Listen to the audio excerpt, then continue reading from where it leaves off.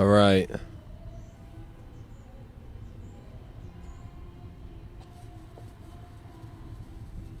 Okay. We are live.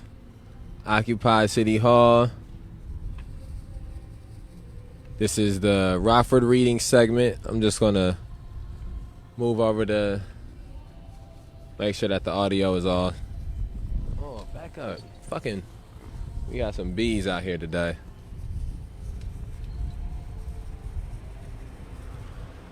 Okay, let's see. Let's see what the live is like. Let's see if our audio is good. Okay, audio's good. Okay, audio's good. You can't hear the singing that's going on behind us, thankfully. And you can also, the wind's not blowing too heavily. We left off on Chapter 3, Crozer Seminary.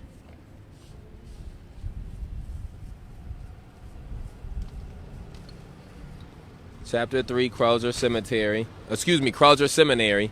So let's pick back up. Again, we are reading the Autobiography of Martin Luther King Jr. We knocked out 3 chapters yesterday. Let's see what we can do today. During the Christmas holidays of 1949, okay, try this again.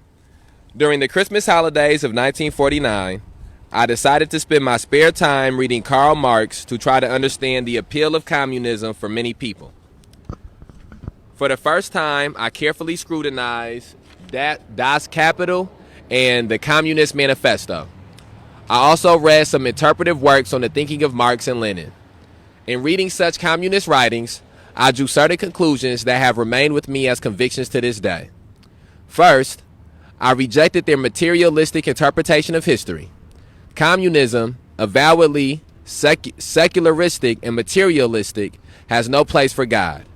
This I could never accept, for as a Christian I believe that there is a creative personal power in this universe who is the ground and essence of all reality, a power that cannot be explained in materialistic terms. History is ultimately guided by spirit, not matter. Second, I strongly disagree with communism's ethical relativism. Since for the community there is no divine government, no absolute moral order, there are no fixed, immutable principles. Consequently, almost anything, force, violence, murder, lying, is a justifiable means to the, quote, millennial, end quote, end. This type of relativism was abhorrent to me. Constructive ends can never give absolute moral justification to destructive means because in the final analysis, the end is pre-existence in the means. And then I think that's... Man, these bees is crazy. All right, I think that's something I want to have to sort of dive deeper in. And so the statement that constructive ends can never give absolute moral justification to destructive means because in the final analysis, the end is pre-existent in the means. And so I do think that is something that is, that there's a truth in that. There's a lot of truth in that. I think that's something that is, I think that's something that different people will have different beliefs on or different understandings on. But I do believe that is part of something that has to be. That's something that you have to keep in mind when you are in the type of struggle that we are in. That constructive ends cannot give absolute moral justification to destructive means because in the final analysis, the end is pre-existent in the means. And so, I don't think I can put it any more. I can't put it better than Dr. King put it. I'm trying to reach for some type of example or something to give. But I think that just that line or that saying in itself is important. I don't really have any, I don't know, I'm still sort of trying to reach to see if it's a way to dissect this further. But I really do think that is, as he's put it, as best as it can possibly be put. So, third, I oppose communism's political totalitarianism. In communism, the individual ends up in subjection to the state. True, the Marxists would argue that the state is an, quote, interim, end quote, reality, which is to be eliminated when the classless society emerges. But the state is the end while it lasts, and man only a means to that end. And if man's so-called rights or liberties stand in the way of that end, they are simply swept aside. His liberties of expression, his freedom to vote, his freedom to listen to what news he likes or to choose his books are all restricted. Man becomes hardly more, in communism, than a depersonalized cog in the turning wheel of the state. This deprecation of individual freedom was objectionable to me. I am convinced now, as I was then, that man is an end because he is a child of God. Man is not made for the state is made for man. To deprive man of freedom is to relegate him to the status of a thing rather than elevate him to the status of a person. Man must never be treated as a means to the end of the state, but always as an end within himself. Yet, in spite of the fact that my response to communism was and is negative, and I consider it basically evil, there were points at which I found it challenging. With all of its false assumptions and evil methods, communism grew as a protest against the hardships of the underprivileged. Communism in theory emphasized the classless society and a concern for social justice, though the world knows from sad experience that in practice, it created new classless and a new lexicon of injustice. It created new classes and a new lexicon of injustice. The Christian ought always to be challenged by any protest against unfair treatment of the poor. I also sought systematic answers to Marx's critique of modern bourgeois culture. He presented capitalism as essentially a struggle between the owners of the productive resources and the workers, whom Marx regarded as the real producers. Marx interpreted economic forces as the dialectical process by which society moved from feudalism through capitalism to socialism, with the primary mechanism of this historical movement being the struggle between economic classes whose interests were irreconcilable. Obviously, this theory left out the numerous and significant complexities, political, economic, moral, religious, and psychological, which played a vital role in shaping constellation of institutions and ideas today known as Western civilization. Moreover, it was dated in the sense that the capitalism Marx wrote about bore only a partial resemblance to the capitalism we know in this country. But in spite of the shortcomings of his analysis, Marx had raised some basic questions. I was deeply concerned from my early teen days about the gulf between superfluous wealth and abject poverty, and my reading of Marx made me ever more conscious of this gulf. Although modern American capitalism had greatly reduced the gap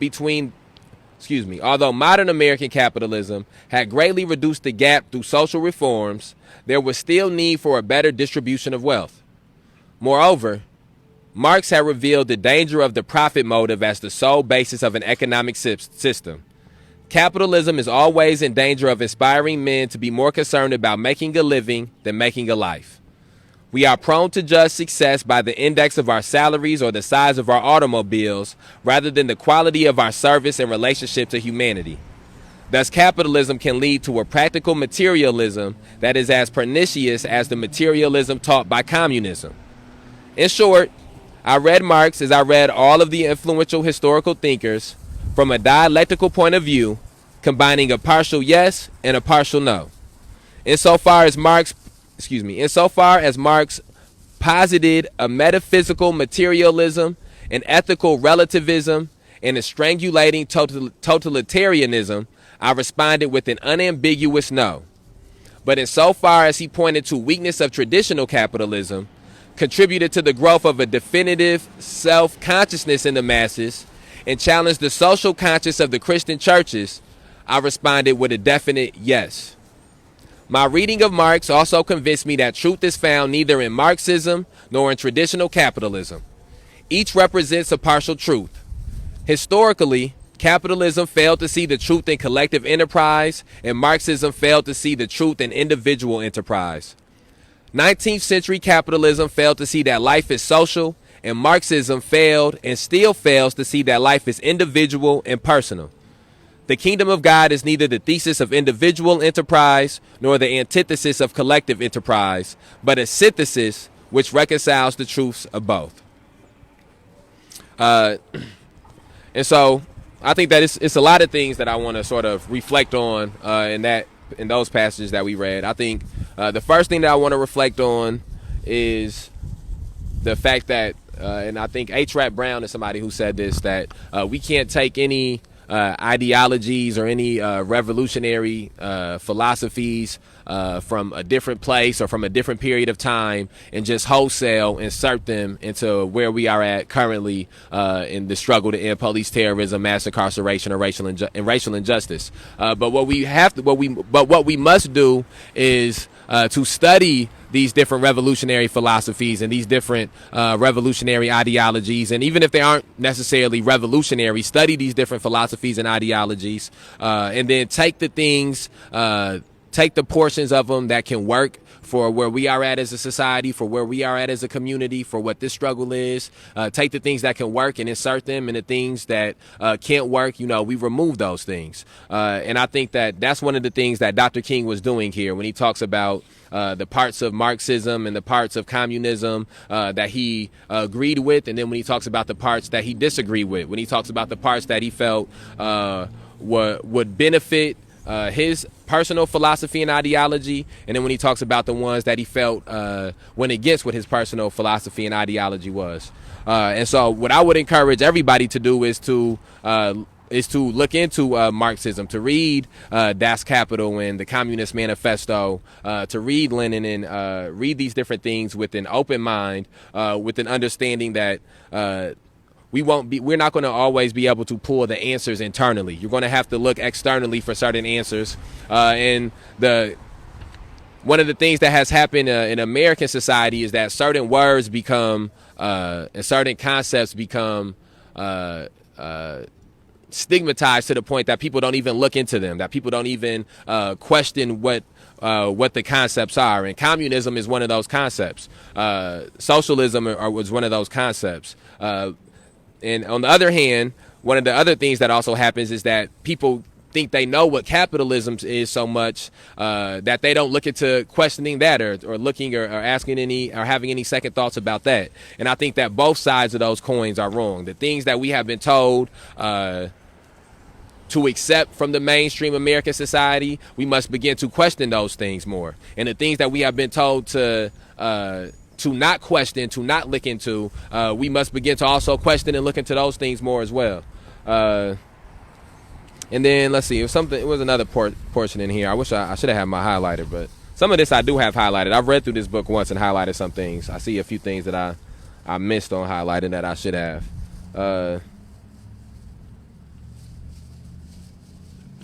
This sentence here. Capitalism is always in danger of inspiring men to be more concerned about making a living than making a life. We are prone to judge success by the index of our salaries or the size of our automobiles rather than the quality of our service and relationship to humanity. And I think that that's something that strikes right at the heart of what it is that we're experiencing here in Rockford, Illinois, in the struggle to end police terrorism, mass incarceration, and racial injustice. A lot of these, because people are so focused with economic gain or financial gain, because of the capitalistic society, there are people who think that that is their way to get justice, or that is their way to get equity or equality or liberty or freedoms. But that is, that's smoke and mirrors. There are certain things that money will never be able to buy you. There are certain things that being in a different class system, that no matter how high up on the class system you are, it will never be able to make you invulnerable to. But the dangers of a capitalistic society is that the society tells you that if you just get enough money, you will be able to escape these things. If you have a good enough job, if you have a nice enough car, if you have a nice enough house, you will be able to escape these things that befall other people. And so I think that is another one of the things that comes with a society that is so rooted in how much money you make, and rooted in what career you have, and how high up you are in the job rankings that you have, and things of that nature. But most of those things Dr. King wrote about, he put them better than I can put them. So, all right, let's continue. During my stay at Crozer, I was also exposed for the first time to the pacifist position in a lecture by Dr. A.J. Moost. I was deeply moved by Dr. Moost's talk, but far from convinced of the practicability of his position. Like most of the students at Crozer, I felt that while war can never be a positive or absolute good, it could serve as a negative good in the sense of preventing the spread and growth of an evil force. War, horrible as it is, might be preferable to surrender to a totalitarian system, Nazi, fascist, or communist. During this period, I had about despaired of the power of love in solving social problems. I thought the only way we could solve our problem of segregation was an armed revolt. I felt that the Christian ethic of love was confined to individual relationships. I could not see how it could work in social conflict. And then again, I think that this is one of the things that's the most important to point out about this book is the constant growth and the constant evolution of Dr. King. The Dr. King that in the fact that he had this constant growth and constant evolution makes it so that you can understand the capacity that all of us have for this type of growth and evolution. And so as a young man in college, Dr. King felt that the only way to fix the social conflict that existed and the problems of segregation that existed for black people was through an armed revolt. And as we're going to continue reading through this segment, you will see how opening his mind up to different ideologies, to different philosophies, to different belief systems is what helped to evolve him past thinking that the only way to solve some of these problems was through armed revolt, was through violence. Perhaps my faith in love was temporarily shaken by the philosophy of Nietzsche. I had been reading parts of the genealogy of morals and the whole of the will to power. Nietzsche's glorification of power, in his theory, all life expressed the will to power, was an outgrowth of his contempt for ordinary mortals. He attacked the whole of the Hebraic Christian morality with its virtues of piety and humility, its otherworldliness, and its attitude toward suffering, as the glorification of weakness, as making virtues out of necessity and impotence. He looked to the development of a Superman who would surpass man as man surpassed the ape. Then one Sunday afternoon, I traveled to Philadelphia to hear a sermon by Dr. Mordecai Johnson, president of Howard University. He was there to preach for the Fellowship House of Philadelphia. Dr. Johnson had just returned from a trip to India and, to my great interest, he spoke of the life and teachings of Mahatma Gandhi.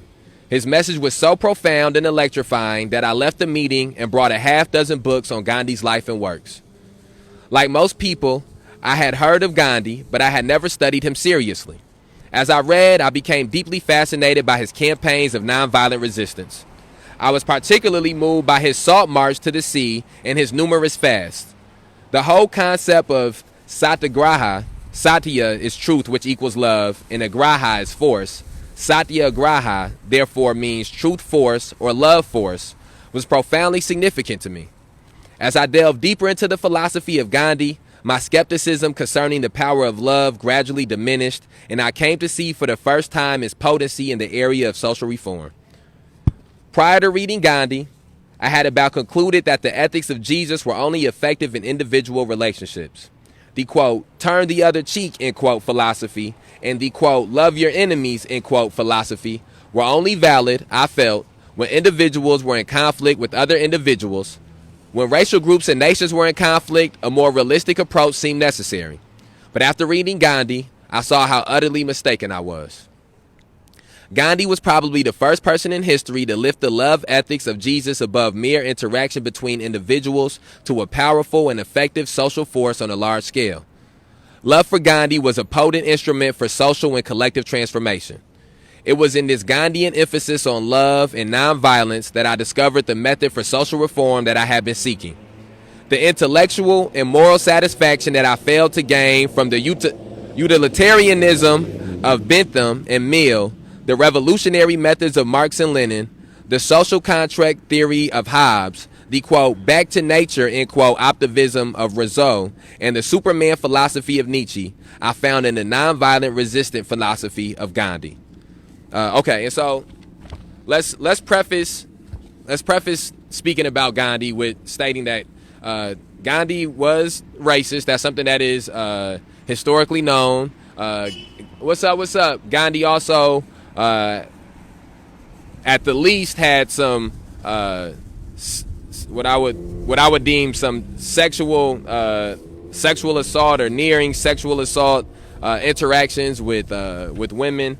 So we are not trying to speak of Gandhi as I think the pedestal that Dr. King had him on at the time was because it was very few things, a lot less things known about Gandhi. So I do want to preface anything that I say from here on by saying that I do understand that those things are understood about Gandhi now that were not necessarily understood about Gandhi at that point. And not to say that that is insignificant, but to just take time to speak on the philosophy of Gandhi as opposed to speaking on the individual that Gandhi was. The philosophy of love force or love power is something that I think is very necessary for the struggle that we are engaging in, the struggle to end police terrorism, mass incarceration, and racial injustice. It is through having an understanding of loving every human being or wanting and to me, love does not have to, and Dr. King talks about this later on, it's not the same. You don't necessarily have to be in love with somebody. Loving somebody doesn't even mean that you necessarily like this person. But the understanding of the concept of love is what leads me as a person to not be okay with the fact that it's people inside of the jail, no matter what they are charged with, no matter what they will be convicted of, that there are people inside of the jail who are eating food that is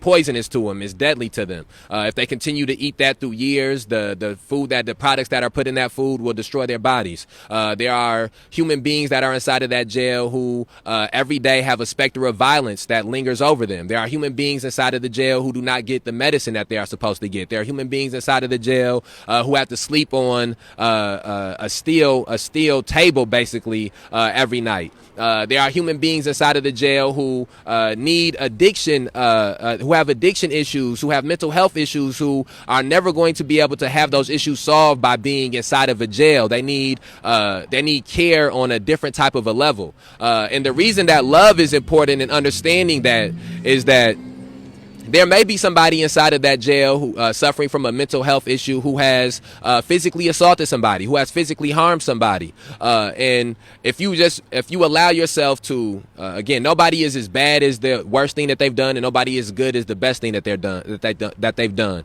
But if we allow ourselves to get into a place where we hate everybody who has ever committed any crime, if we allow ourselves to get in a position where we don't care about what's happening to people who are inside of these jails, we will get into a place where not only are they being dehumanized, but us also as a society become barbarized from these things. We become more barbaric. We become less humane from these things. The fact that COVID went on and who knows how many people died inside of these jails from having COVID and from catching COVID because the situations were not.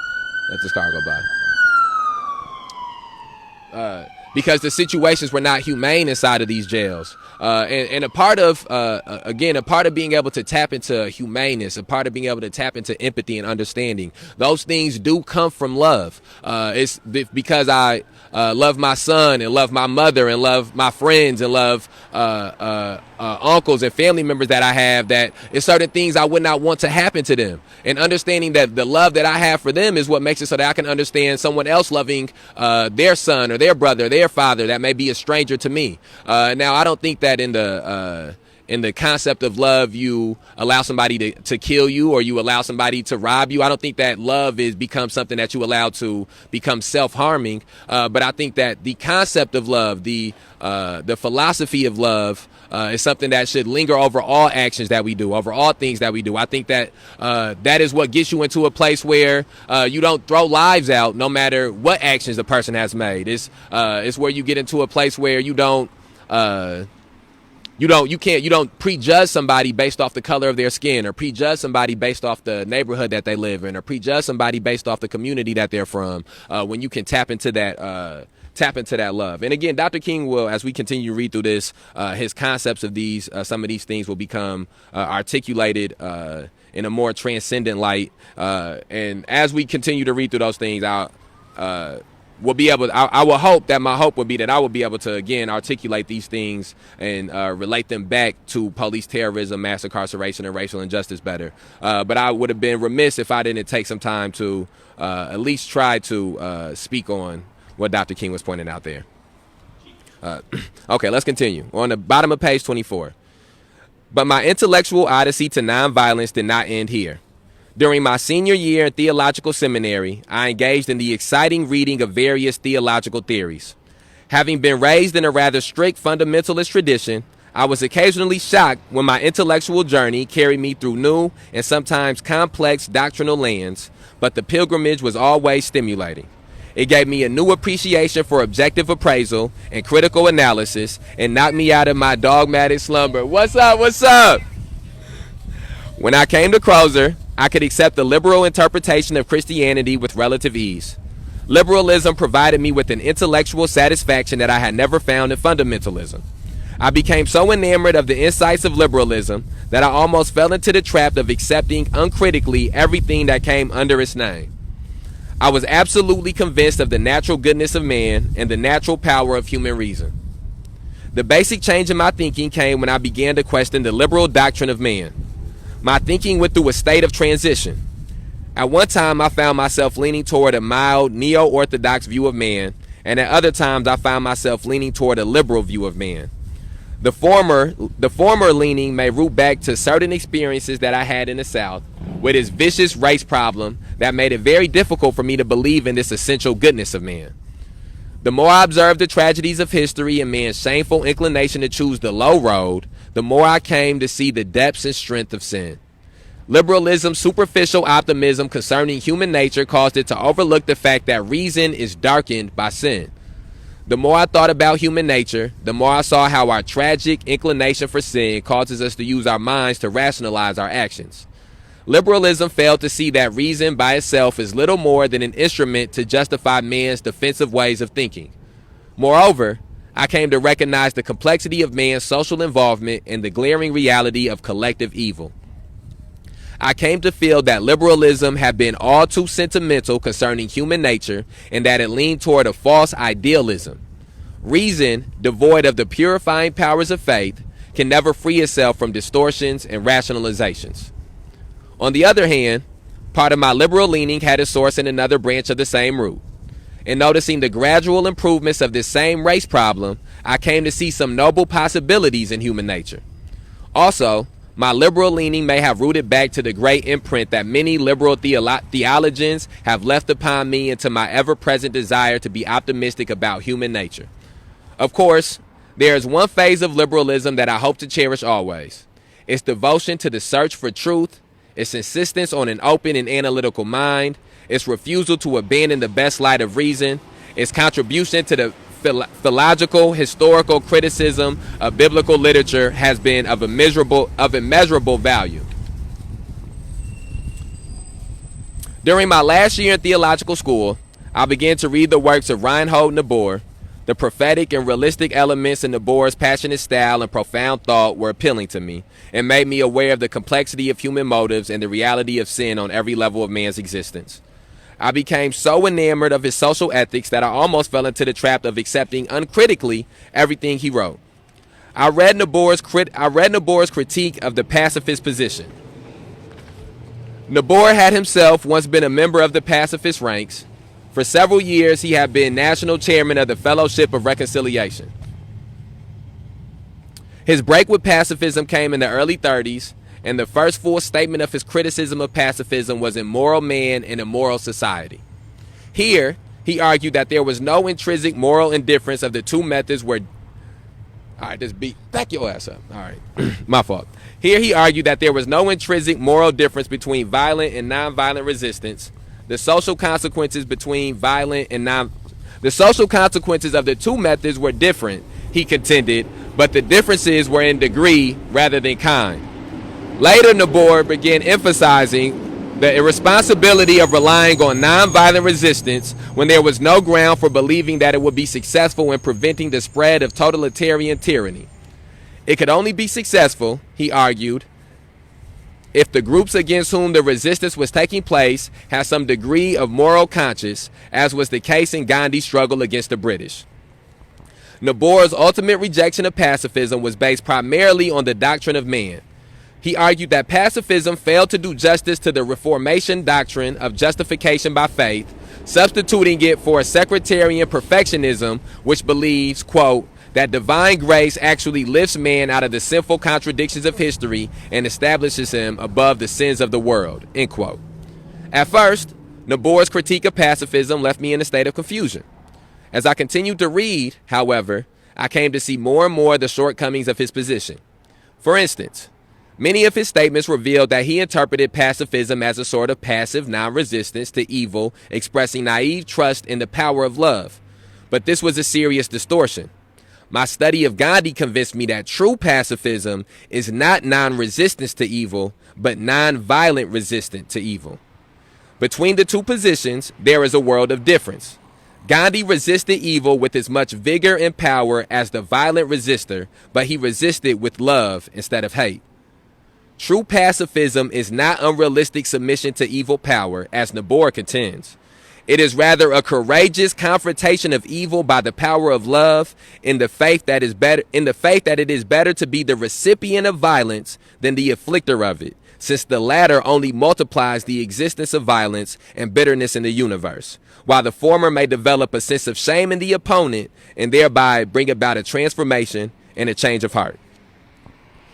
In spite of the fact that I found many things to be desired in Nabor's philosophy, there were several points at which he constructively influenced my thinking. Nabor's great contribution to theology is that he has refuted the false optimism characteristic of a great segment of Protestant liberalism. Moreover, Nabor has extraordinary insight into human nature, especially the behavior of nations and social groups. He is keenly aware of the complexity of the human motives and of the relations between morality and power. His theology is a persistent reminder of the reality of sin on every level of man's existence.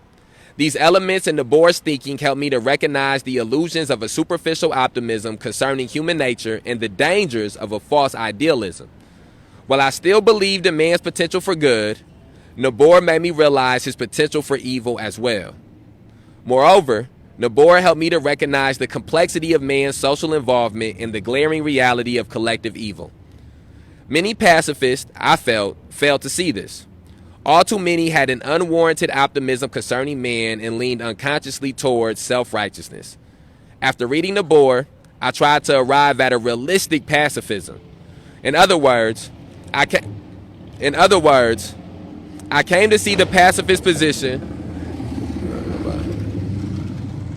In other words, I came to see the pacifist position not as sinless, but as the lesser evil in the circumstances.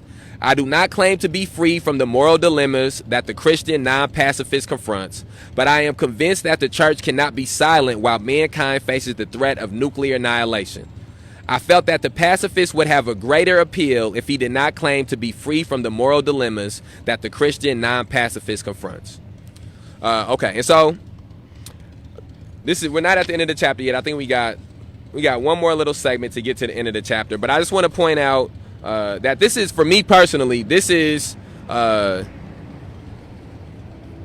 lack of a better way of putting it, that passage there sort of encapsulates my feelings on not only nonviolent resistance, also on self-defense in sort of a manner. I don't believe violence and self-defense are the same thing. I don't believe that somebody running down the street to stab you with a knife and then you disarming this person with the knife and fighting to protect your livelihood, that is not the same thing as the person running down the street attacking you with the knife. So I want to make sure that I make a distinction when I speak on violence and nonviolent resistance. I don't believe that if somebody runs into your home with a gun trying to kill you, that you taking this gun from this person or fighting this person off and removing the gun from this person, I don't believe that is violence. I think that is self-defense. But so when we get into this place where we're speaking about where Dr. King is speaking about non-resistance not being the same thing as non-violent resistance, that is my exact belief. I know that there are some people who don't buy into nonviolence. There are some people who don't buy into that philosophy, but I think a lot of times people don't buy into that philosophy because they mistake it for being non-resistance. And I again believe that you can have just as much. My man, just be respectful, bro. Be respectful. You had it hot out here last night, my man. And so I don't think that those things are the same thing. I think that it is 100% room for you to defend yourself and defend your livelihood, and to also be resistant to the evils that exist in the society. But I also believe that we can't be naive to think that that there aren't still some of those evils that exist in the society. The same way that you have to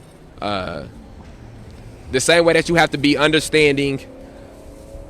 The same way you have to be understanding of the fact that we live in a society where violence only begets more violence and perpetuates more violence. We have to understand we do live in a society where violence is still something.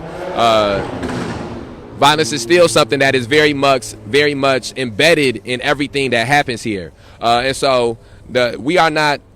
When the mayor comes into work, I'm not trying to attack the mayor or trying to abduct the mayor. Because that would be, again, a form of violence. However, if something was like what happened when people come down here and wash away the chalk or tear down the memorials, we non-violently resist that by filming, by speaking to them while they're doing those things, by having megaphones, sirens. There are multiple ways to non-violently resist something, and I think that you can non-violently resist with the same militancy that people use violence. I believe that us staying out and occupying City Hall is a form of that type of militant nonviolent resistance, and I think that within that militant nonviolent resistance, that love can be at the crux of that. It is love that has us defend the memorials that we have up here. It's love that makes it so that when people are shot by the police, we're upset about it, even though we've never met the person who may have been shot by the police. We may have never met these people's family. It's love for our fellow human beings that has us at this place, and it is also through having that type of love and having that type of that type of philosophy of love that you are willing to struggle for humanity, to struggle for humanity being at a further place or at a better place because of that type of love that you have for your fellow human being. And I think that is something that is not anywhere near as prevalent in a society as it needs to be. And I think that a lot of times that happens because of the status quo, and these institutions have a fear of that kind of love. They use hatred. Hatred is something that is divisive. Love is something that is that brings people together. And again, when I say this, I don't want people to think that I'm speaking of like Dr. King says, some type of unrealistic submission to evil power. I don't think that is what love is. I think that it's quite the opposite of that. It is fighting against the evil with every piece of you that you have, but also not allowing yourself to become the evil that you are fighting against. Okay, let's knock out this last page in this chapter. I anticipated graduating from Crozer in May 1951. For a number of years, I have been desirous of teaching in a college or a school of religion. Realizing the necessity for scholastic attainment in the teaching profession, I felt that graduate work would give me a better grasp of my field. I had a general knowledge of my field, but I had not done adequate research to meet the scholarly issues which I would confront in this area. I felt that a few years of intensified study in a graduate school would give me a thorough grasp of knowledge in my field. My particular interest in Boston University could be summed up in two statements. First, my thinking in philosophical areas have been greatly influenced by some of the faculty members there, particularly Dr. Edgar S. Brightman. For this reason, I long for the possibility of studying under him. Secondly, one of my professors at Crozer was a graduate of Boston University, and his great influence over me turned my eyes toward his former school. I had gotten some valuable information about Boston University from him, and I was convinced that there was a definite advantage for me going there. Okay, and then that brings us to the end of Crozer Seminary, which is chapter 3, and that brings us to the beginning of chapter 4. Chapter 4 is entitled Boston University. And so I just want to go over some of the things that was in chapter 3. In chapter 3, Dr. King spoke on his beliefs on communism.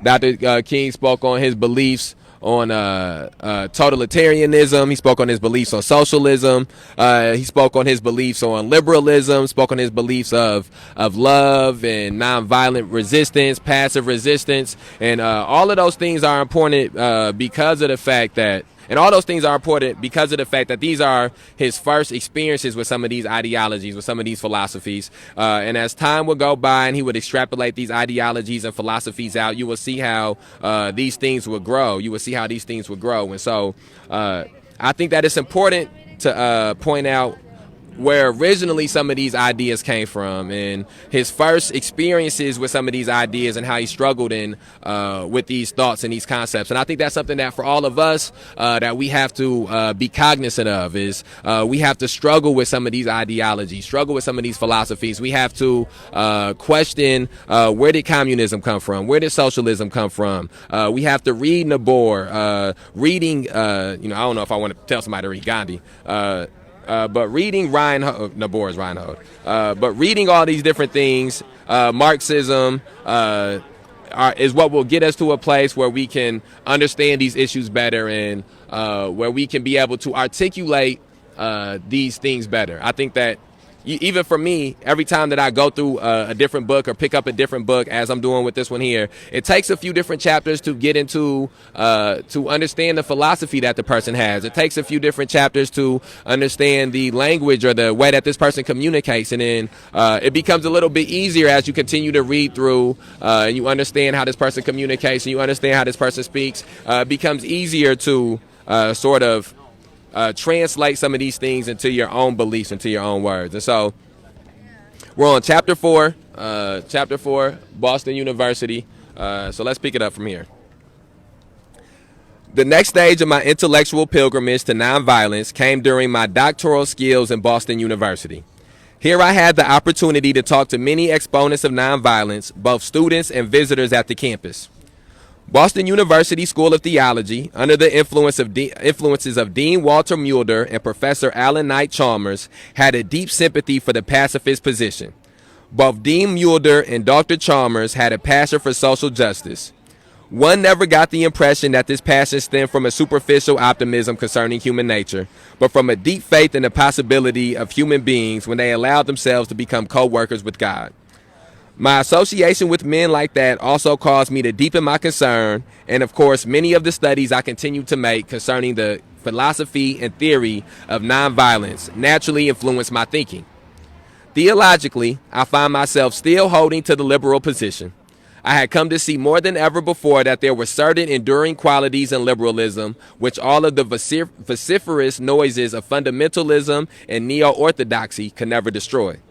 However, while at Boston, I became much more sympathetic towards the neo-orthodox position than I had been in previous years. I do not mean that I accept neo-orthodoxy as a set of doctrines, but I did see it in a necessary corrective for a liberalism that had become all too shallow and that too easily capitulated to modern culture. Neo-orthodoxy certainly had the merit of calling us back to the depths of Christian faith. I also came to see that Reinhold Niebuhr had overemphasized the corruption of human nature. His pessimism concerning human nature was not balanced by an optimism concerning divine nature. He was so involved in diagnosing man's sickness of sin that he overlooked the cure of grace. I want to read that sentence one more time. He was so involved in diagnosing man's sickness of sin that he overlooked the cure of grace. I studied philosophy and theology at Boston University under Edgar S. Brightman and L. Harold DeWolf. I did most of my work under Dr. DeWolf, who is a very dear friend of mine, and, of course, I was greatly influenced by him and Dr. Brightman, whom I had the privilege to study with before he passed on. It was mainly under these teachers that I studied personalistic philosophy, the theory that the clue to the meaning of ultimate reality is found in personality. This personal idealism remains today my basic philosophical position. Personalism's insistence that only personality, finite and infinite, is ultimately real strengthened in me two convictions.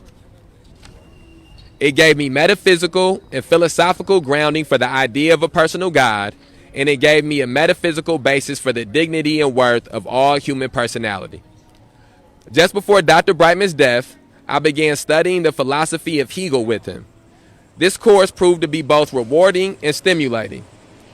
Although the course was mainly a study of Hegel's monumental work, Phenomenology of Mind, I spent my spare time reading his philosophy of history and philosophy of right.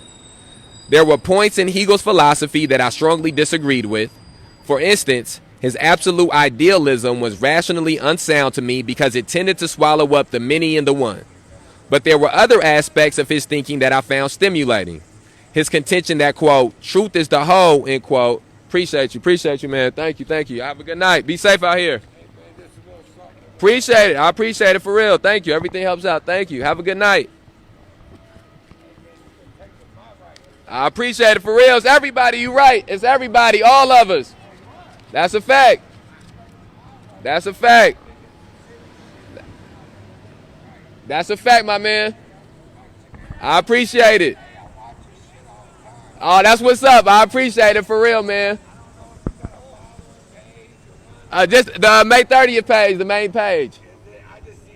Yeah, people be sharing this shit all the time. Yeah, that's love. People share this shit all the time. No, man, it's everything appreciated, bro. For real. That's exactly what you're talking about. Yeah, appreciate it, man. Y'all be safe. Be safe out here. I will. I know it was crazy. That shit was crazy. Yeah, it was. We made it, though. We all good. You too, man. Be safe. And so, let's see. His analysis of the dialectical process, in spite of his shortcomings, helped me to see that growth comes through struggle. And then I want to stop there. Let's stop there. I think that is one of the, and I have this highlighted, but that was one of the things that stuck with me the most in this book. And that's something that I've reiterated to people before, but that is something that resonates with me deeply. Growth comes through struggle. And so since May 30th has happened, that is what we have taken part in here. We've taken part in struggling. When people come down here who have different ideological beliefs or different philosophical beliefs, having that conversation with them in which you're trying to get your set of beliefs across to them, and they're trying to get their set of beliefs off to you, it means that a struggle engages, a struggle ensues. When you can be able to wage that struggle with love, when you can be able to wage that struggle non-violently, that is what gets you into a place where the struggle precipitates growth. And that's what we have seen happen here. We've seen struggle precipitate growth here. The struggle that we had when Tyrus Jones was shot by the police department. People who came that said, well, Tyrus Jones is being alleged of being involved in a murder. So they don't care about what happened to Tyrus Jones. Us being able to have a struggle with our philosophy where if somebody commits a crime on the street, they should be arrested and brought in for the crime, because that is how the system is set up. Until we can get to a system that is so we can get to build systems and institutions that are more humane, we have to understand that there are systems set up in the society. And so if there's a system that is set up for somebody who has committed a crime, whether that crime be robbery, whether that crime be sexual assault, or whether that crime be murder, the police officer's job should be to arrest that person, to bring that person in, and to allow that person to go through the process of the criminal justice system. When a police officer usurps that and becomes judge, jury, and executioner, that is injustice. Now, being able to articulate why this person should not be judge, jury, and executioner. Being able to articulate how we live in a city where last year there were 36 murders. And if police officers bring in every person who is suspected to be involved in a murder, dead or alive, we are going to have a lot of dead people in the streets. If every person who is suspected of a robbery is brought in dead or alive, if every person who runs away from the police is brought in dead or alive, we will start having a lot of dead people in our streets. And the police know that. The police do not routinely bring people in dead or alive. There are specific people in specific circumstances that they deemed to be unworthy of being brought in alive, or unworthy of being brought in one piece. And there are other people that they deem worthy of being brought in one piece. Now, the struggle between my stance on that and somebody else's stance on that is what gets us to growth. The struggle between there are people that have come down here before, and they'll say all lives matter, or white lives matter too, or something like that. And anytime that happens, I understand where that comes from, and so I engage in the struggle as to why the statement or the movement or the organization Black Lives Matter exists, and it is in that struggle that I have with them that I've been able to grow. It's because that I've had conversations with people who come from a different philosophical belief than me, that I'm able to understand parts of my philosophy that need to be altered, and part of my ideologies that may need to be altered, and part of my tactics that may need to be altered. But if I don't engage in that struggle with the person, I can never get to that place. The same thing internally. Everybody who is part of the May 30th Alliance organization does not have the same individual ideologies, the same individual philosophies, the same individual beliefs, because nobody has went through the exact same experiences. And so it is when we struggle from our individual beliefs that we can further the organizational beliefs, that we can further the organizational ideologies. And we have to understand that struggle, whether it be internally or externally, is not a negative thing. It is not a bad thing. It is something that is necessary for growth. And it is going to take growth and evolvement for this struggle that we are waging to gain the power and gain the people needed to be able to see true change happen, to see true progress happen. So I would also say just that the same way that growth comes through struggle, progress comes through struggle. And so those are things that we have to keep in mind as we are struggling, internally and externally.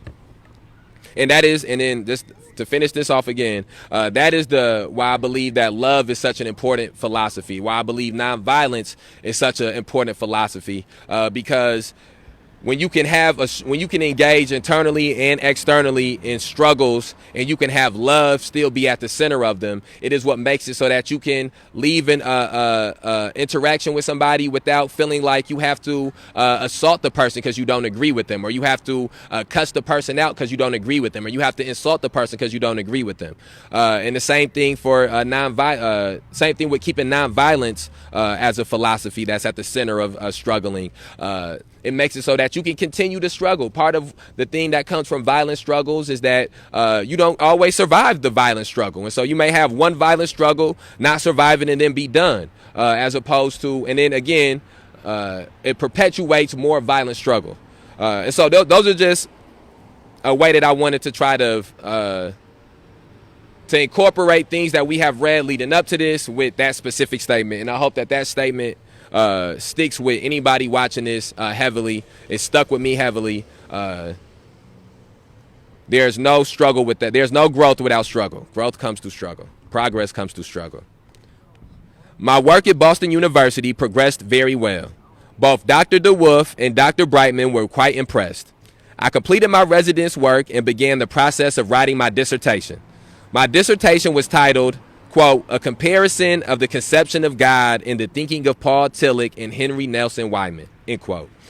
The concept of God was chosen because of the central place which it occupies in any religion, and because of the ever-present need to interpret and clarify the God concept. Tillich and Wyman were chosen because they represent different types of theology, and because each of them had an increasing influence upon theological and philosophical thought. In 1954, I ended my formal training with divergent intellectual forces converging into a positive social philosophy. One of the main tenets of this philosophy was the conviction that nonviolent resistance was one of the most potent weapons available to oppress people in their quest for social justice. Interestingly enough, at this time, I had merely an intellectual understanding and appreciation of the position, with no firm determination to organize it in a socially effective situation. And then I want to harp back on one sentence in there one more time. One of the main tenets of this philosophy was the conviction that nonviolent resistance was one of the most potent weapons available to oppress people in their quest for social justice. And I think that is something that we have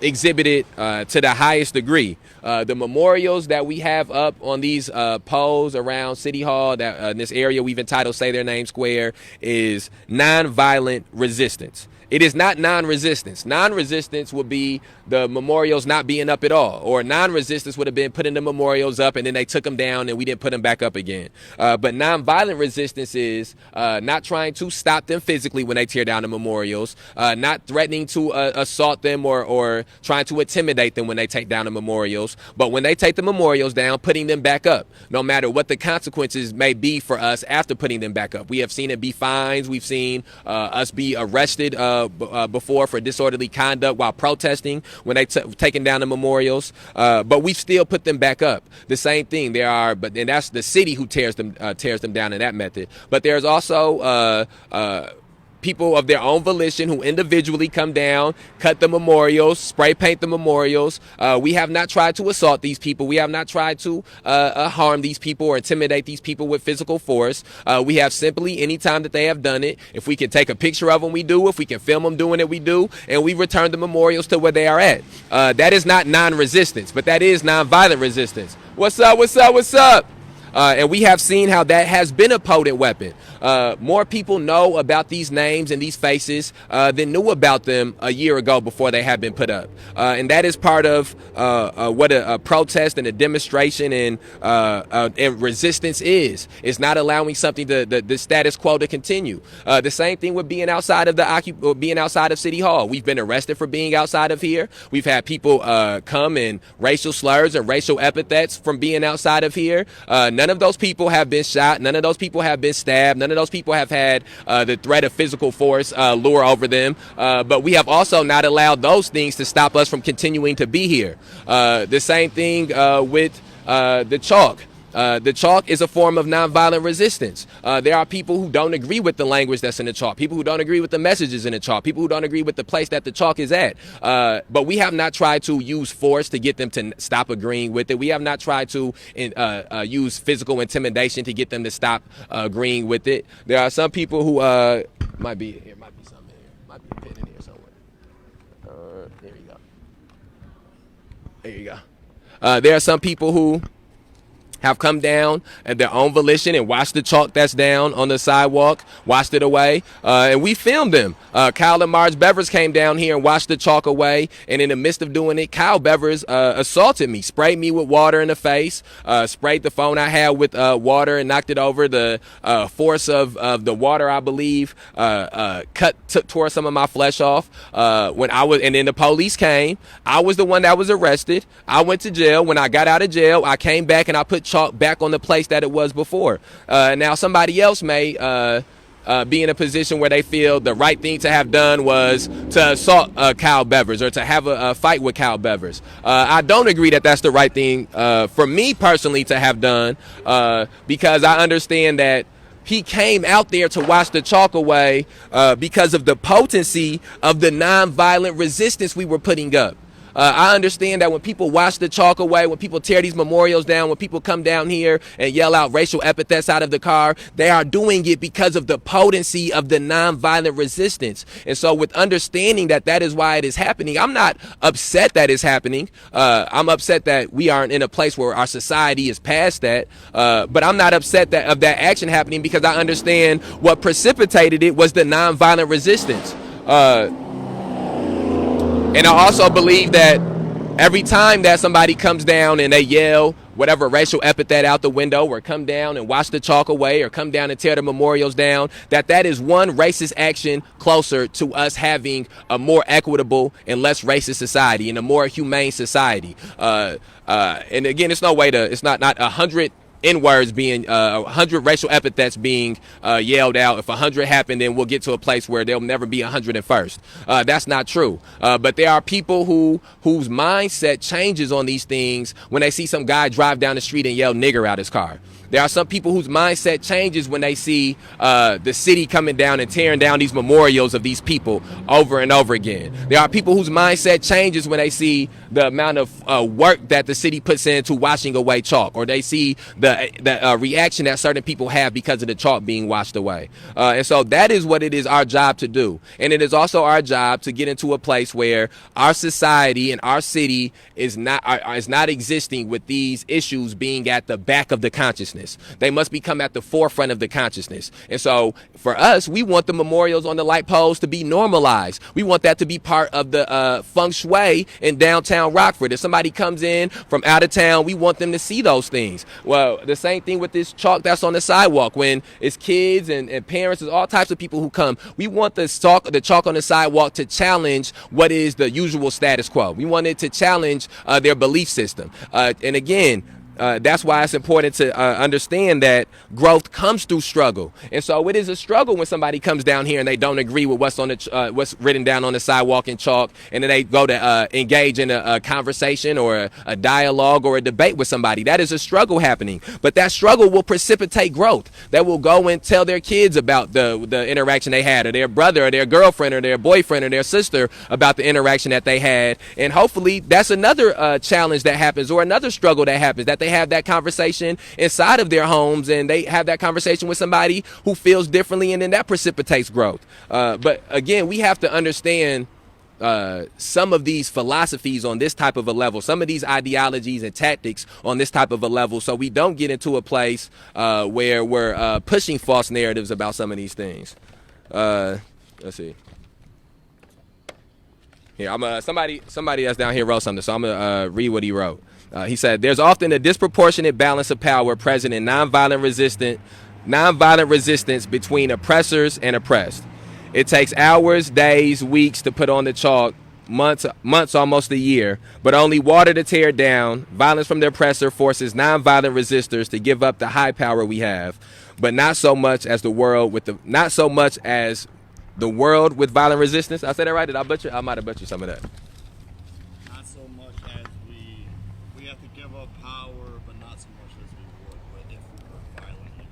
Not so much as we would. Okay.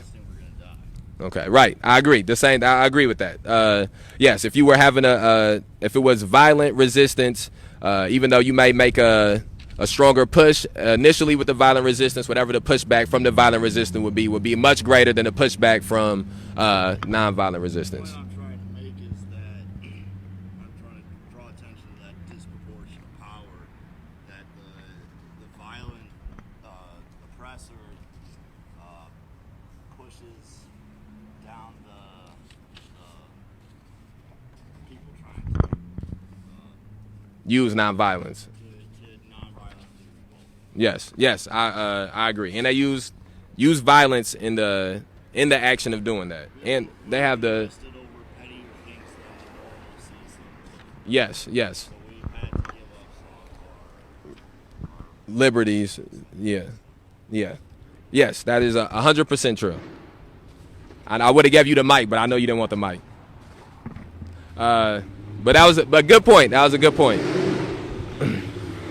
Where are we at? All right, we're almost at the end of this chapter. So let's knock this chapter out, and then the next chapter is chapter 5, Coretta. I'm gonna stop this live, and then later on today we'll probably try to jump back in this book.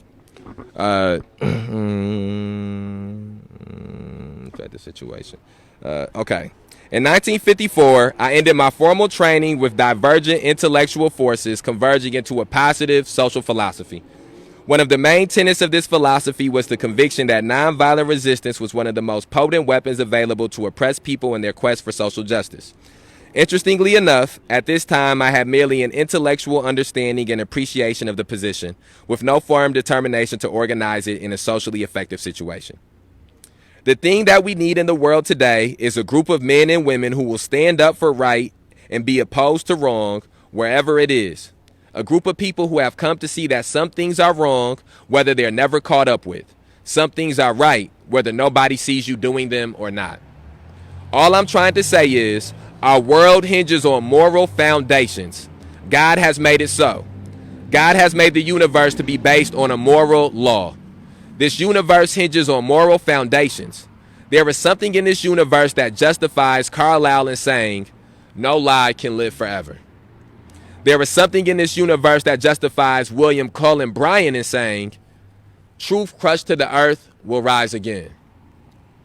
There is something in this universe that justifies James Russell Lowell in saying, truth forever on the scaffold, wrong forever on the throne. With that scaffold sways the future. Behind the dim unknown stands God, within the shadow keeping watch above his own. There is something in this universe that justifies the biblical writer in saying, you shall reap what you sow. As a young man with most of my life ahead of me, I decided early to give my life to something eternal and absolute. Not to these little guys that are here today and gone tomorrow, but to God who is the same yesterday, today, and forever. I'm not going to put my ultimate faith in the little guys that can be destroyed in an atomic age, but the God who has been our help in ages past and our hope for years to come and our shelter in the time of storm and our eternal home. That's the God that I'm putting my ultimate faith in. The God that I'm talking about this morning is the God of the universe and the God that will last through the ages. If we are to go forward this morning, we've got to go back and find that God.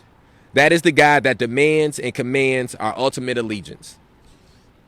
If we are to go forward, we must go back and rediscover these precious values, that all reality hinges on moral foundations and that all reality has spiritual control.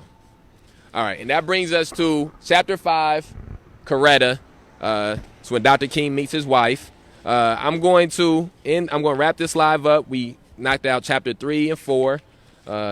Probably be back later on for chapter 5. I know that maybe some people who are listening in, anticipating hearing about some of the struggles that Dr. King was involved in. That will begin on chapter 7. The Montgomery movement begins. So we got about 2 chapters before we get to there. But I do think it's important that we sort of see how where Dr. King started out in his philosophy. Here, let me close this book and while we do some closing notes.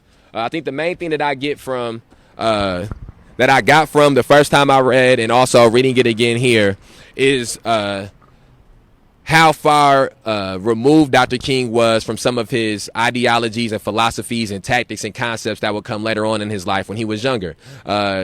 I've said multiple times, and I still believe this, that to be conscious as a black person in the society, in American society, is to be constantly angry, to be constantly enraged. But I think that part of having that consciousness is getting to a place where you can temper that with other emotions and temper that with other feelings. I think that even though being a black person in this society puts you in a position where you are constantly feeling that emotion or feeling those things. I think that being a father or being a son or being a friend or being a husband or being a wife or being someone's daughter, those are things that can balance out that anger, that can balance out some of the negative emotions that may come with with existing in this society. And so Dr. King is no different than any other black person that has existed that became conscious of what it is that they were existing in. Dr. King said that when he was 14 years old, that he hated white people. He thought that he felt that he hated all white people because of the experiences he had. And it wasn't until he began to go to college and meet different white people and have different interactions and have different experiences and be exposed to different ideologies that he was able to overcome that hate. The same thing, he said that he did not believe that it would be possible to have a resistance to the segregation that existed in the society without a violent revolt. And then you see how, as he learned more about some of these concepts and ideologies, whether it be Gandhi and communism and socialism and furthering his belief on liberalism and furthering his theology education, he began to see alternative ways besides a violent revolt to deal with those things. And so there's a whole humongous section of black people and young black people that live in this community that I'm sure have, because of their experiences, feel like they hate white people or hate all white people, or because of their experiences feel like the only way that some of these things will be able to be resolved is through some type of violent revolt as well. And I believe that it is a job of people like me to provide alternatives to that ideology and alternatives to that philosophy, and to struggle against that philosophy and ideology to get to a place of progress and to get to a place of growth. And so those are some of the things that I take away from the last 2 chapters that we read. And again, Dr. King really put all of these things a lot more articulately and a lot more eloquently than I can put them at this moment.